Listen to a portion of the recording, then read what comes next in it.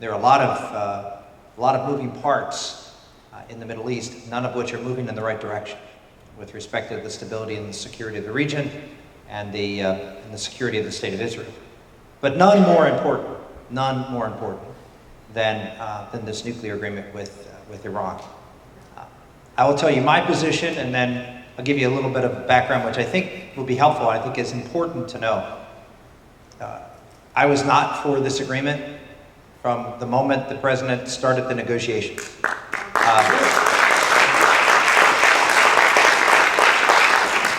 And the reason is that we have a policy in this country which this president did not adhere to.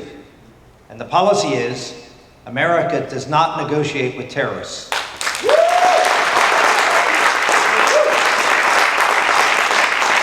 And by all accounts, Iran is the leading terrorist organization in the world. They sponsor more terrorism. They have attacked the United States repeatedly. They have been in declared war with the United States since 1979. They still are in a state of war with the United States. They continually call for the destruction, not just of Israel, which you hear a lot about, but it's also from the call for the destruction of the United States of America. They still call for the destruction, even after the agreement. They have called for the destruction of the United States of America. This, who our president refers to as our partner in peace, refers to us as the great Satan and calls for our destruction. So I was opposed to any agreement.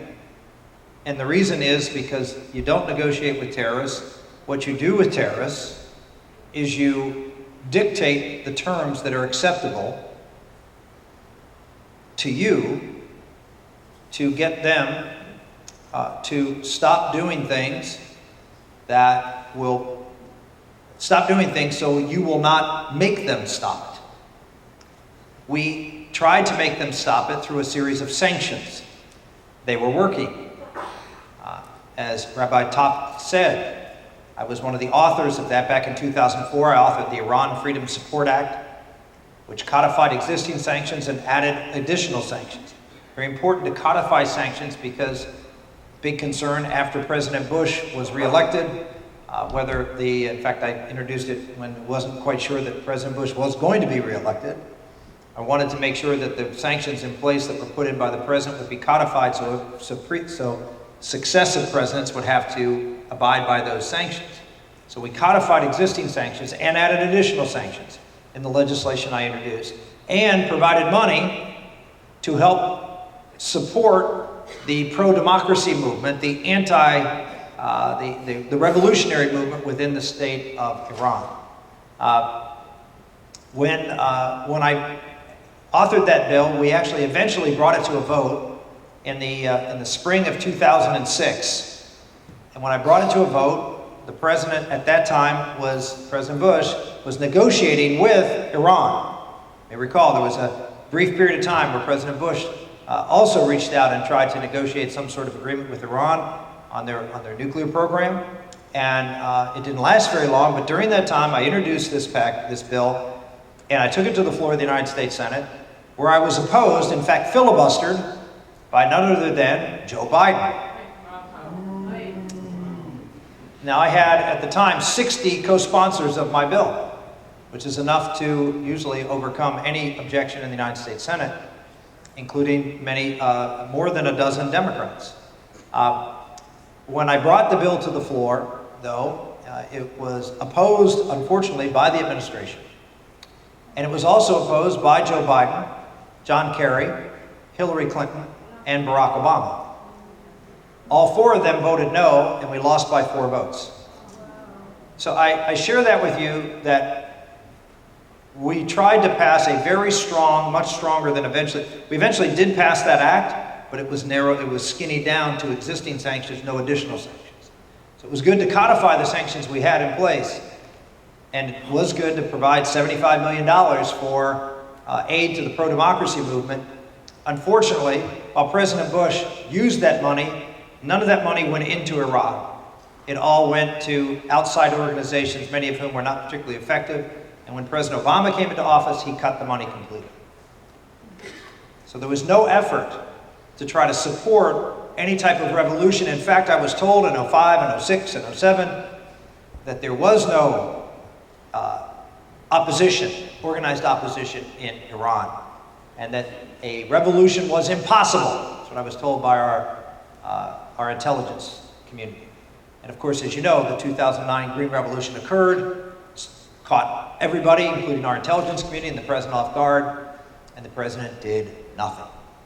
Absolutely nothing to support that movement to try to take out a government which was killing Americans by manufacturing improvised explosive devices, had attacked America, whether it's the USS Cole or Beirut or other places, and we did nothing.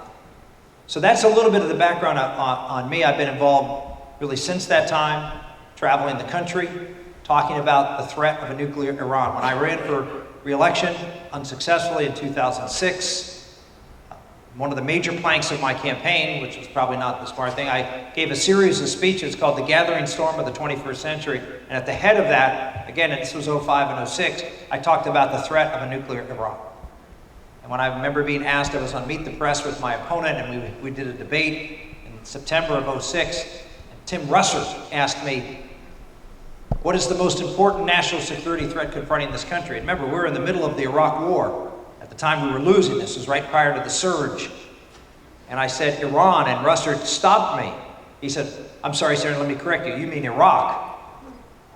And I said, no, I mean Iran. I said, Iran is the greater threat than secular powers in the Muslim world.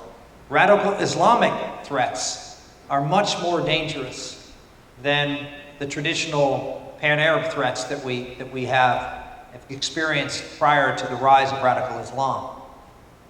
So that's my background, but I want to share with you something I think is also important. Why is it that Democrats and Republicans, up until this most recent debate, why is it that they have been uniformly together, in fact vehemently so, in opposing Iran getting a nuclear weapon? As you know, I mean, this is there are other countries out there that have nuclear weapons or attained nuclear weapons, but there wasn't this sense of cohesion that we see around the Iranian issue, that Democrats and Republicans shared that Iran should not get a nuclear weapon. And of course, even those who are in favor of this Iran deal say they're in favor of it because they believe it is the best chance to keep Iran from a nuclear weapon. So it's not like anybody is out there saying, oh, we want Iran to get a nuclear weapon, or we don't see a problem in Iran getting a nuclear weapon. That is unusual, but I don't think most Americans take the time to think, well, why is it that they feel this way? And the reason is because most members of Congress know what most Americans don't know, which is they have some rudimentary understanding of the theology of the leaders of Iran. They have an understanding of what motivates this cult and I call it a cult because it is a version of radical Shia Islam that never existed up until the late 1970s. And so it is very much an offshoot of Shia Islam, is what we see present in Iran today. And it is not one that we can go back and look at history and draw any type of conclusion, good or bad, as to how this particular sect will operate. We only need to look at what they say and then determine whether we're going to believe what they say or not. So let me explain, and the reason I think this is important is because if you don't know what motivates the enemy, what is the reason that they exist, what's their end, what's their goal, and why they have this goal, then it's very difficult to be able to concoct a strategy to defeat them. It's like playing a football game. If you don't know what the offense is going to do, it's hard to structure the defense to contend from the pass or the run or whatever they're doing. If you're completely clueless as to what they're doing, you're very much incapable of defending against what they're going to do, because you don't know to anticipate it. After the events of 9/11, I realized that the President of the United States was not telling me the whole truth. that we were not at war with terrorism.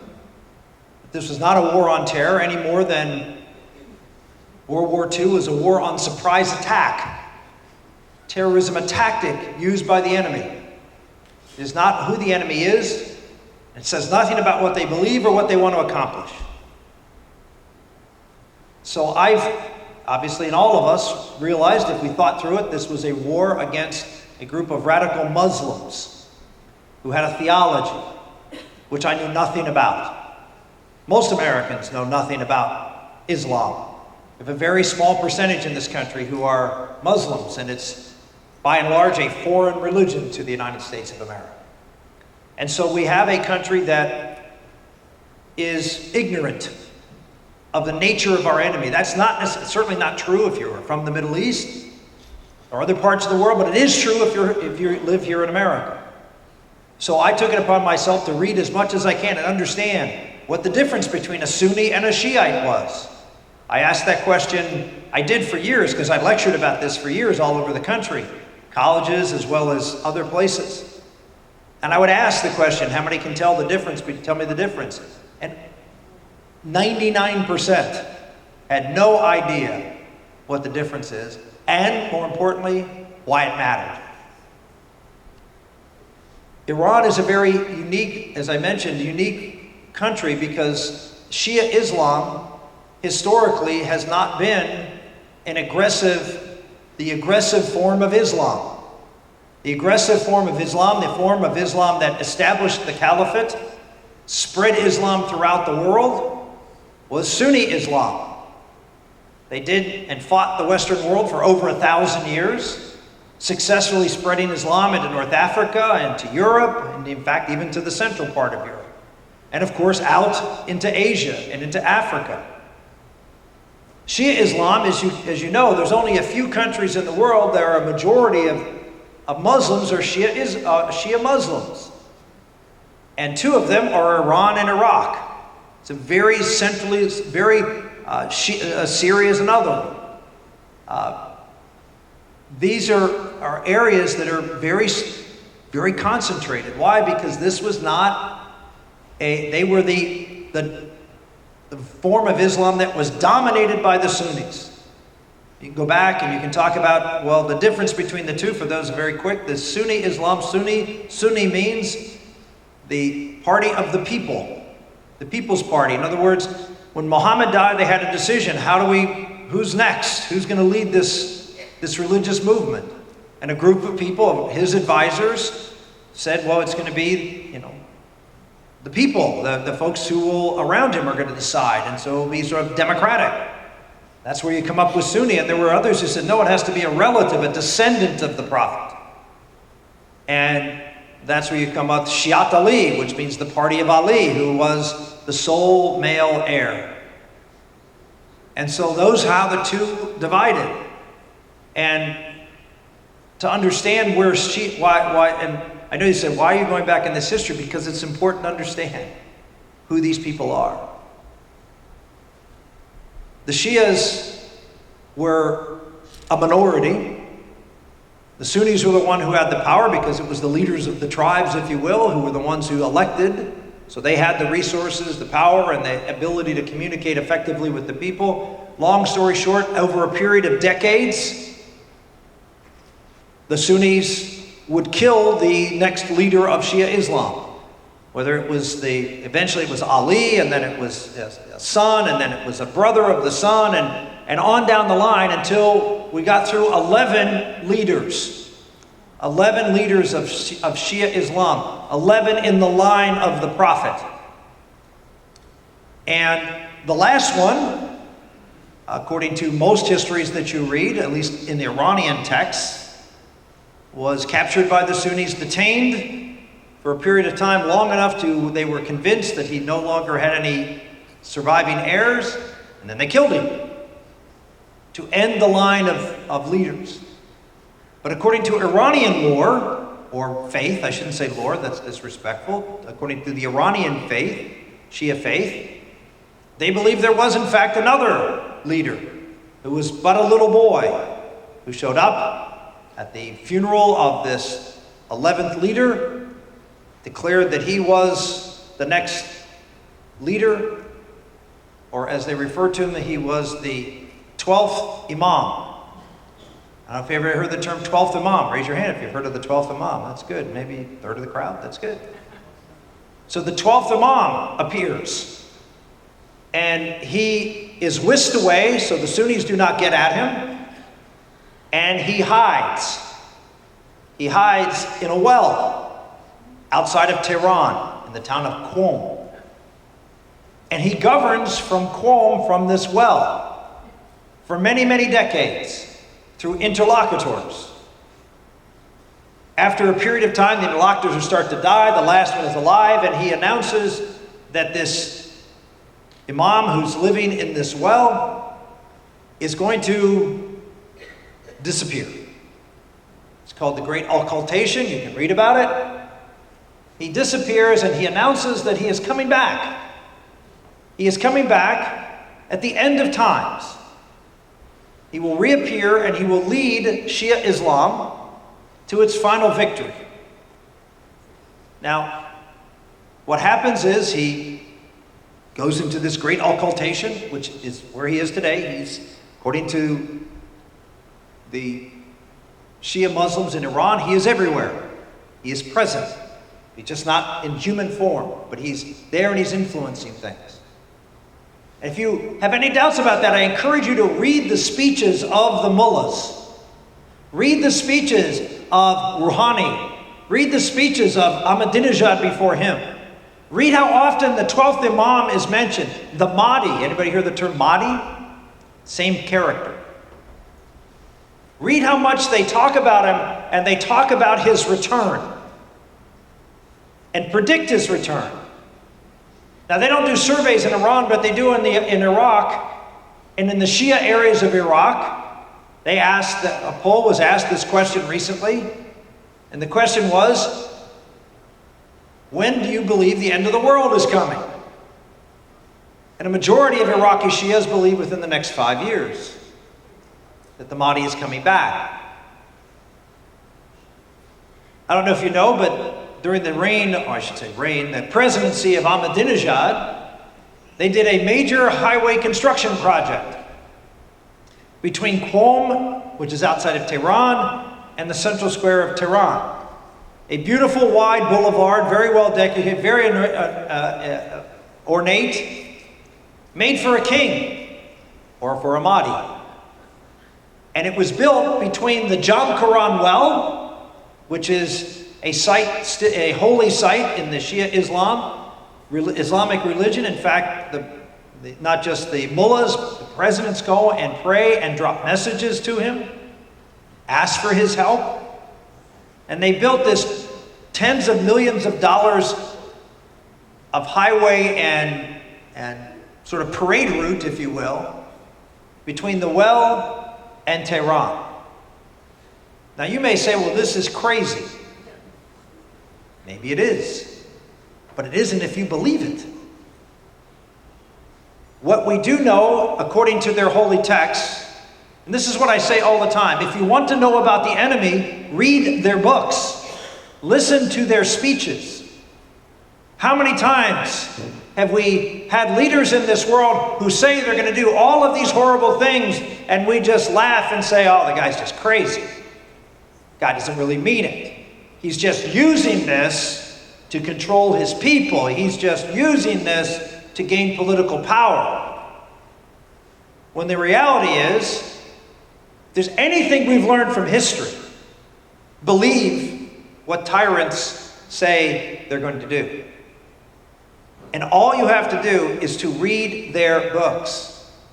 What they believe is that this Mahdi will return at the time of Armageddon, the end of times. And ladies and gentlemen, this is a regime we have just given a pathway to a nuclear weapon.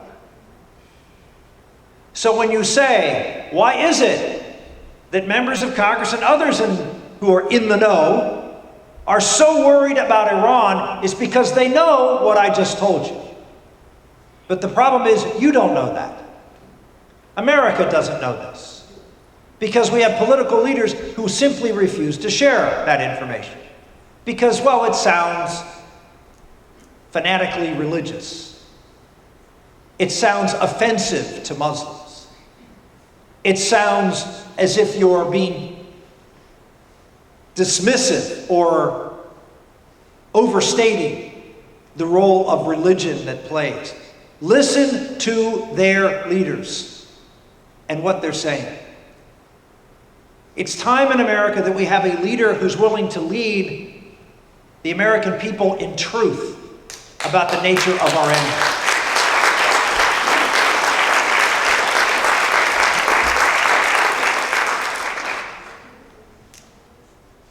These people, I have no doubt, focus more, and you, again, read their speeches, focus more on the hereafter than the here and now. We treat these leaders as if they're interested in temporal political power. They are not. They are not. They are religious leaders who have taken a form of Islam, Shia Islam, which has been termed in the past as the quietist part of Islam. They are not the ones who have been conducting the wars and spreading Islam. They are the ones who have been suppressed by Sunni Islam, been treated as a sort of a minority within the Islamic world. And they have waited up until the Ayatollah Khomeini. Shia Islam believed that their obligation was to wait, that the Mahdi would come back, and that's the time that Shia Islam would rise and take over during this great time of strife. And they would just wait for that to happen, because it's going to happen at some point. We don't know when. We have to be ready. And when the time comes, the Mahdi will come back, and that'll be our turn. Khomeini, taking a page out of the Muslim Brotherhood, said, we're not waiting around anymore. I'm tired of Shias being sort of the backwater, and we have an opportunity to rise and take control of a country that has the resources to be able to do something about this. And we have a country that is rich and powerful. What we have to do, according to them, was we had to be more pure in our faith. This is where Shia Islam blends with the Muslim Brotherhood and radical Shia Sunni Islam. Radical Sunni Islam has come about, this 7th century view of Islam, really just in the last 100 years. Because, again, Sunni Islam went through this great period of success and expansion. There were times it looked like Islam was going to, in fact, conquer the West and take over the world. But they failed. In fact, not only did they fail, but they were driven back. All of their expansion, by and large, was rescinded out of Europe, for sure. And they were conquered and colonized. This is a religion, the Sunni faith, that was a dominant on the aggressive march for 1,000 years, and they were defeated and colonized. And they sat and wondered, what happened? How did we lose? How is it that we were promised that this was the final revelation and we were going to conquer the world, and we were on the path to do so, and we failed? What did we do wrong? And this is where the Muslim Brotherhood and others come along, like the Wahhabis. They come along and they say, well, this was about 100 years ago, a little less. Look at the one country that's being blessed. The one country that's being blessed with power and wealth. And who was that? Saudi Arabia, because they had oil. And what were the Saudis? They were Wahhabis, one of the most virulent, I hate to use the term conservative, they were the most strict adherents to 7th century Islam. And so others start to write, well, Allah is blessing them, we must follow them. And thus the doctrine of the Muslim Brotherhood comes about, as well as the same lessons that Ayatollah Khomeini learned and grafted it on to Shia Islam. So you grafted this geopolitical Islam, which was Sunni Islam for a long time, that grafted onto this 7th century version of Islam, which in a sense is a threat. The Sunnis want to take over the world, that's a threat. But you've now grafted this radical form of Islam to an apocalyptic version of Islam. That, ladies and gentlemen, is why Iran is the greater threat. Because Iran is all about the death cult. I call them a death cult. They're all about conquering the world and ending the world for the time in which their Savior can return. And so I lay that out to you because, well, probably no one else is going to come here and speak about this. But it's important for you to understand why people in Israel are so upset. I guarantee you a lot more people there know about this than people here. They understand these radicals. Let me assure you, the Saudis understand this. The Turks understand this. It's not just, well, with Sunni, Shia, we don't like the Sunnis. No. They know what these people are capable of. And so I share that with you, that in the context of that, for the President of the United States, who fully well knows, he may not accept, but knows everything I've just told you, for him to sign an agreement that puts Iran on a path, even if they comply, on a path to a nuclear weapon, is a betrayal of the highest order for this country.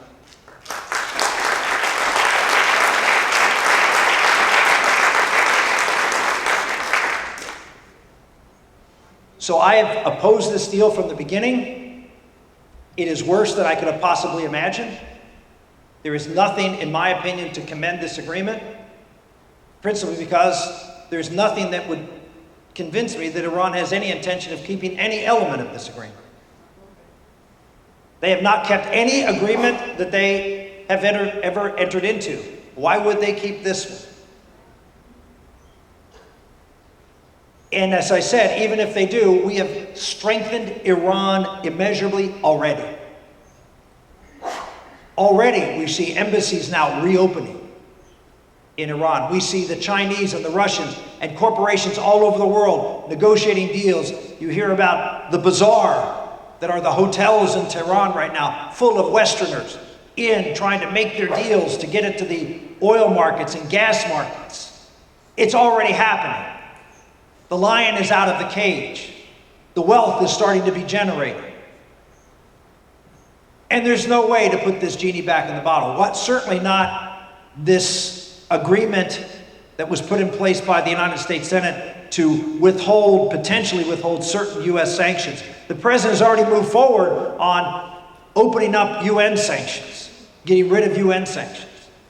The president is always encouraging others to move forward and treat as if this agreement is going to be in place. And of course, he has now put himself in a position where it put Democrats in the position that if they oppose this, they're actually betraying him, and that America will be worse off because we will have reneged on the deal and Iran will be able to go and do what they want, free of any sanctions maybe other than the ones that the United States would keep in place. So the president has negotiated a deal which has given Iran everything they wanted and more, has not accomplished anything that he set out at the beginning of the negotiations. If you look at the things that he set out that were his benchmarks at the beginning of negotiations, none of them have been accomplished. None. None. And yet, not only did we give in on every one of them, we gave in on things that they didn't even want to negotiate at the beginning, which is the removal of the arms embargo and the release of prisoners. It was as if Kerry was sitting there saying, I have to have a deal, time is running out. What else do you need? That's what it was like. It's just whatever you want. I just have to have this deal. And so we are in a position that we have greatly empowered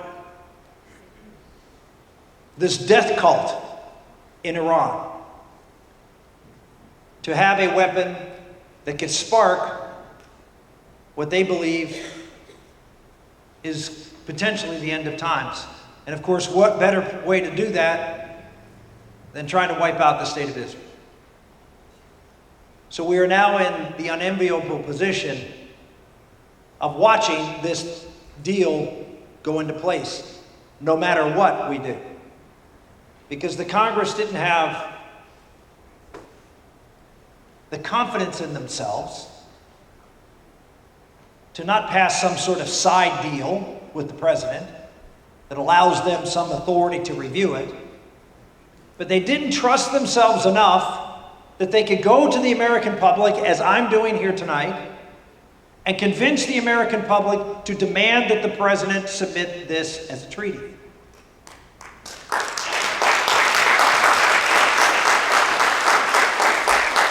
Only one United States senator voted against this agreement. One. Tom Cotton from Arkansas. Everybody else, while they complained about it, and some even offered amendments on it, ultimately capitulated because they didn't believe in you. They didn't believe in the American public, and they didn't believe in themselves.